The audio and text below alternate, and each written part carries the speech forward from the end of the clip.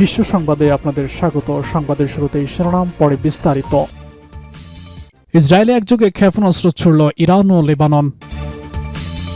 এবার তুরস্কে কি আবারও ক্ষেপণাস্ত্র ছুড়ল ইরান, জানাবো বিস্তারিত। আর থাকছে ইরানের নতুন সর্বোচ্চ নেতার নির্দেশনা মানতে প্রস্তুত আইআরজিসি। এদিকে ইরানের নতুন সর্বোচ্চ নেতা মনোনয়ন নিয়ে যা বলল চীন। জানিয়ে দিব তেহরানের তেল ডিপোতে বিস্ফোরণের রাত যেন দিনে পরিণত হয়েছে। জানিয়ে দিব ইরানের সবচেয়ে বড় তেল কেন্দ্র খাক দ্বীপের নজর যুক্তরাষ্ট্রের।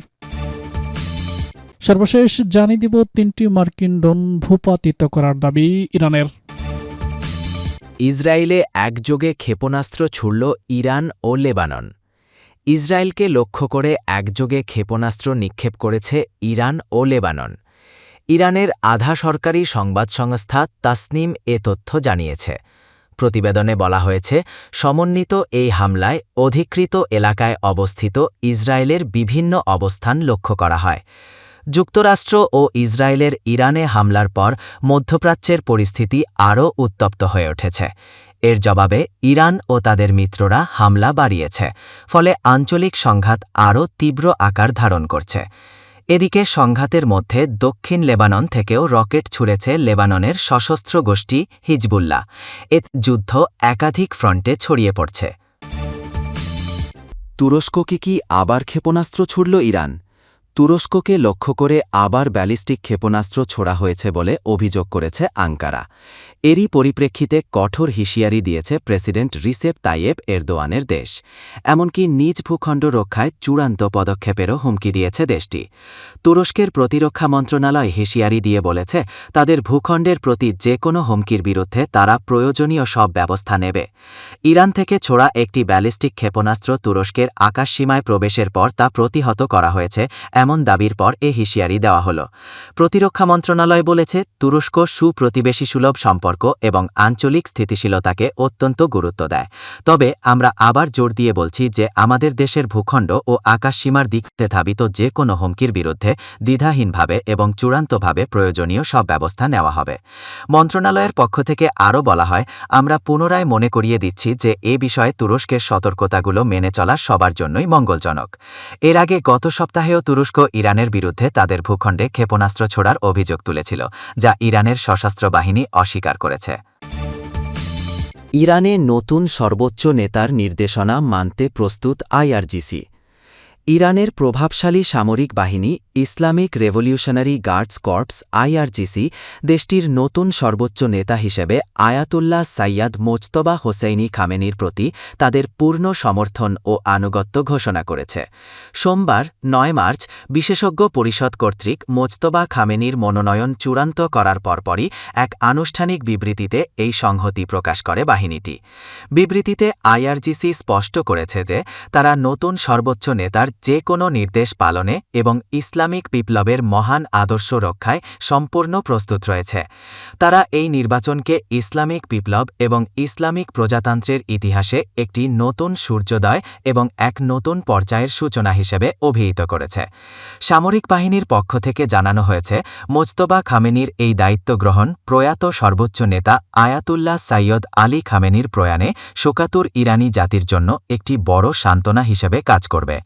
আইআরজিসির এই প্রকাশ্য সমর্থন মূলত মোজতবা খামেনির নেতৃত্বের বৈধতা ও রাজনৈতিক স্থিতিশীলতাকে আরও সুসংহত করল।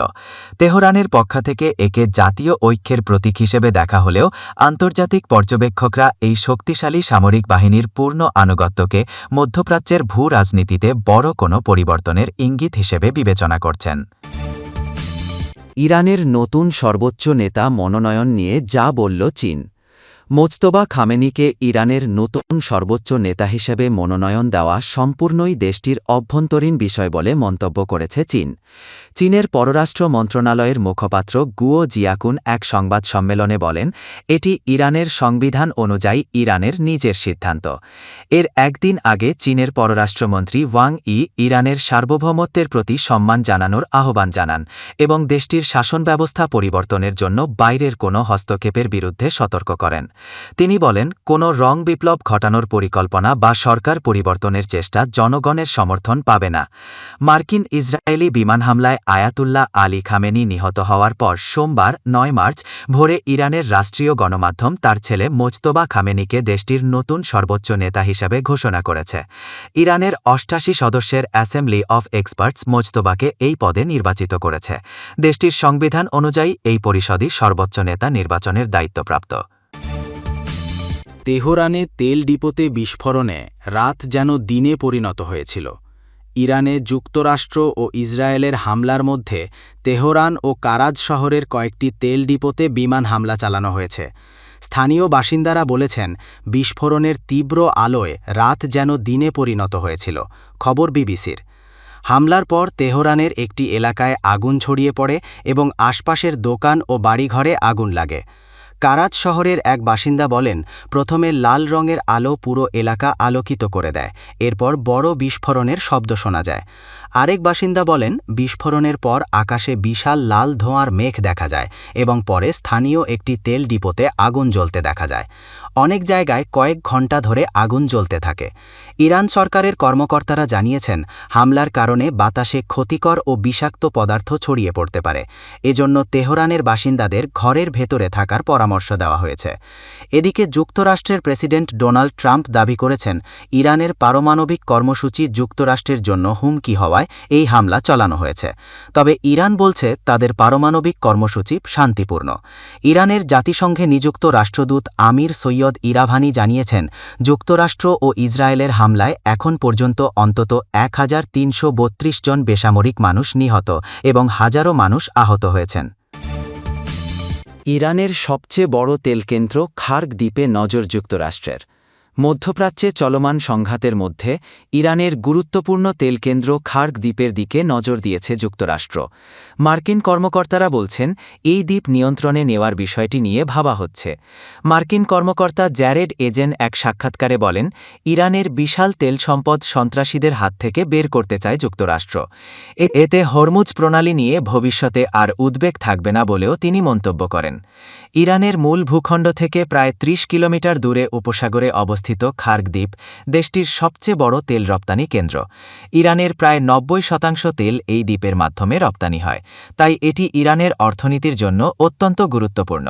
মার্কিন গণমাধ্যমের খবরে বলা হয়েছে, প্রেসিডেন্ট ডোনাল্ড ট্রাম্প ইরানে সীমিত সংখ্যক সেনা পাঠানোর বিষয়েও আগ্রহ দেখিয়েছেন। বড় ধরনের হামলার বদলে কৌশলগত অভিযান চালানোর বিষয়টি বিবেচনা করা হচ্ছে। বিশ্লেষকদের মতে, এই দ্বীপের নিয়ন্ত্রণ নেওয়া গেলে ইরান সরকারের প্রধান আয়ের উৎসে বড় চাপ সৃষ্টি করা সম্ভব হবে। তাই খার্গ দ্বীপকে কৌশলগতভাবে অত্যন্ত গুরুত্বপূর্ণ মনে করছে যুক্তরাষ্ট্র। ৩টি মার্কিন ড্রোন ভূপাতিত করার দাবি ইরানের। ইরানের আকাশসীমায় অনুপ্রবেশের দায়ে আবারও মার্কিন ড্রোন ভূপাতিত করার দাবি করেছে Islamic Revolutionary Guard Corps IRGC। সংস্থাটির জনসংযোগ বিভাগ থেকে প্রকাশিত এক বিবৃতিতে জানানো হয়েছে, ইরানের আকাশ প্রতিরক্ষা ব্যবস্থার মাধ্যমে মোট ৩টি MQ-9 ড্রোন শনাক্ত ও ধ্বংস করা হয়েছে। এর মধ্যে ২টি ড্রোন দক্ষিণ ইরানের বুশেহর প্রদেশের জাম এবং খোরমজ জেলায় এবং তৃতীয় ড্রোনটি রাজধানী তেহরানের আকাশে ধ্বংস করা হয়।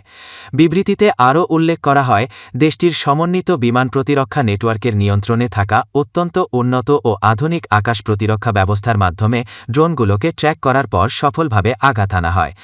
IRGCর পক্ষ থেকে স্পষ্ট জানানো হয়েছে, দেশের সার্বভৌমত্ব রক্ষায় এবং যে কোনো ধরনের আকাশপথের হুমকি মোকাবিলায় তারা সর্বদা সতর্ক অবস্থানে রয়েছে।